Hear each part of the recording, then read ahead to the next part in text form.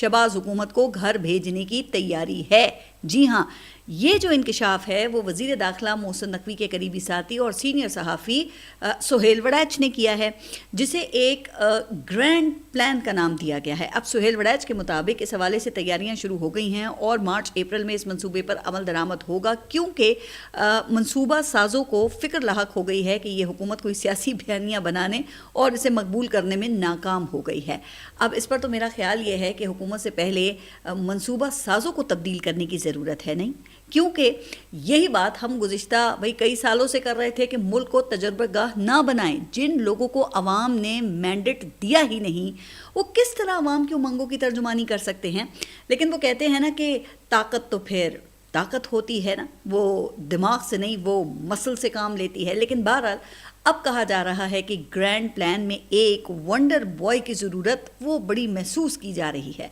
अगरचे शहबाज शरीफ सोना है, मगर अब सोने की नहीं, हीरे की ज़रूरत आन पड़ी है। वाह, लगता है कि दूसरों को चमकाते चमकाते खुद सोने को अब रगड़ की ज़रूरत पड़ गई है। खैर, अब दलील ये दी जा रही है कि बरसों से जारी मसाइल को कोई हीरे जैसा वंडर बॉय ही हल कर सकता है।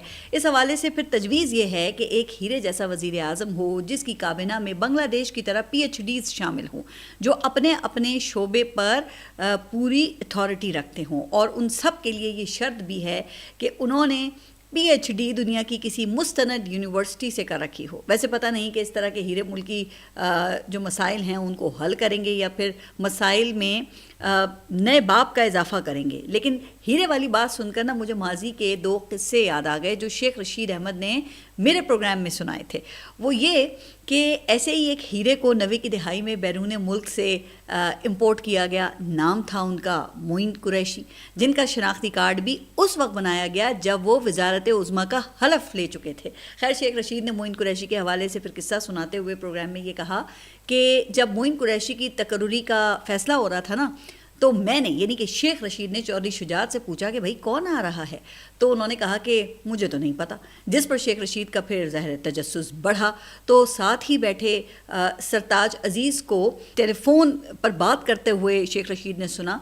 वो पूछ रहे थे कि आपकी कमर का नाप वही है जो कि मेरा है। तो ये सुनकर शेख रशीद के मुताबिक फिर मैंने कहा कि ये छोटी कमर वाला ये कौन सा वज़ीर आज़म आ रहा है, क्या ये कोई ख़ातून तो नहीं है? तो इस पर फिर जनरल मजीद मलिक ने बताया कि नहीं, मोइन कुरैशी आ रहे हैं, जो शेख साहब के मुताबिक उस वक्त बैरूत के एक होटल में बैठे कॉफ़ी पी रहे थे और हम यहाँ उनका इंतज़ार कर रहे थे।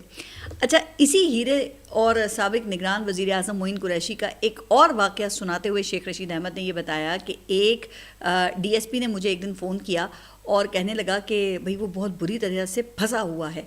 मैंने पूछा कि भाई हुआ क्या है, जिस पर DSP ने फिर जवाब दिया कि वज़ीर आज़म मोइन कुरैशी ने अपने वालिद की कब्र पर जाना है और मुझे मियानी साहब कब्रिस्तान में उनकी कब्र नहीं मिल रही। जिस पर शेख रशीद ने फिर वो जो DSP थे उनसे कहा कि भाई ये कौन सा बड़ा मसला है, आप खुर्शीद कसूरी से उनकी वफ़ात की तारीख मालूम कर लें। तो पुलिस ऑफिसर कहने लगा कि वो तो मैंने पहले ही पता करवा ली है। तो इस पर फिर शेख रशीद अहमद ने ये कहा कि तो फिर आप किसी भी कब्र पर उनके नाम का कतबा लगवा दें। लिहाजा पुलिस ऑफिसर ने बिल्कुल ऐसा ही किया और फिर सारे TV चैनल्स ने दिखाया कि वज़ीर आज़म मोइन कुरैशी अपने वालिद की कब्र पे दुआ कर रहे हैं। लेकिन खैर, फिर यही काम जनरल परवेज़ मुशर्रफ के दौर में हुआ, जब इन्हीं जैसा एक हीरा शौकत अजीज़ उनको लाया गया, जिनका नाम आज की नस्ल को तो खैर याद तक नहीं है।